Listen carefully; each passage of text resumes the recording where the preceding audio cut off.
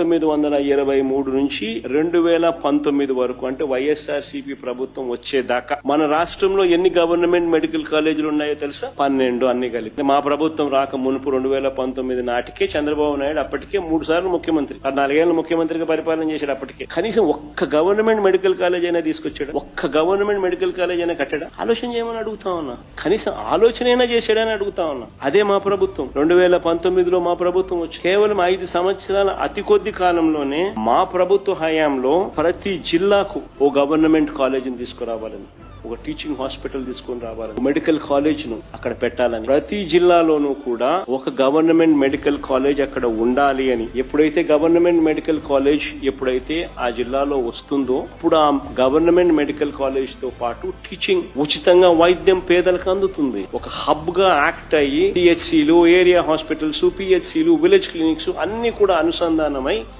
ప్రజలకు మెరుగైన వైద్యం ఆ జిల్లాలో మొత్తం అందుబాటులోకి వస్తుంది.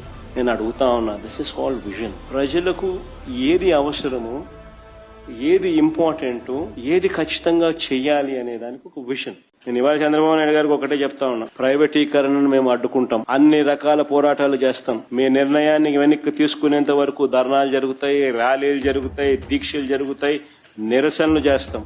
నేను కూడా అక్కడక్కడ పార్టిసిపేట్ కూడా చేస్తాను. అన్ని రకాలుగా దీన్ని అడ్డుకునే కార్యక్రమం, అడ్డుకునే ప్రయత్నం జరుగుతుంది. నేను ఒక్కనే కాదు, నేను రాష్ట్ర వ్యాప్తంగా రాష్ట్ర శ్రేయస్సు కోరే ప్రతి ఒక్కరికి కూడా పిలుపునిస్తా ఉన్నా, ప్రతి పార్టీకి కూడా పిలుపునిస్తా ఉన్నా. అందరూ కలిసి రండి అని కూడా అడుగు. ఇది రాష్ట్రానికి సంబంధించిన ఆస్తులు.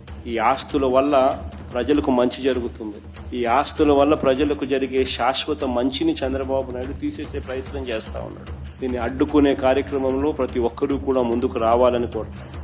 అందరం కలిసికట్టుగా దీన్ని వ్యతిరేకించే కార్యక్రమం ఖచ్చితంగా చేస్తాం. ఇన్ని చేసినా కూడా పొరపాటును మీరు బరి తెగిస్తే మాత్రం ఒకటే ఒకటి చెప్తా ఉన్నా, ఎవరైనా టెండర్లలో పార్టిసిపేట్ చేయండి, ఎవరైనా రాండి, కానీ ప్రతి ఒక్కరికి వార్నింగ్ ఇస్తాను. రేపు పొద్దున మేము వచ్చిన తర్వాత రద్దు చేస్తాం, మళ్ళీ వెనక్కి తీసుకుంటాం. ఇది మాత్రం ఖచ్చితంగా అందరూ గుర్తుపెట్టుకోమని.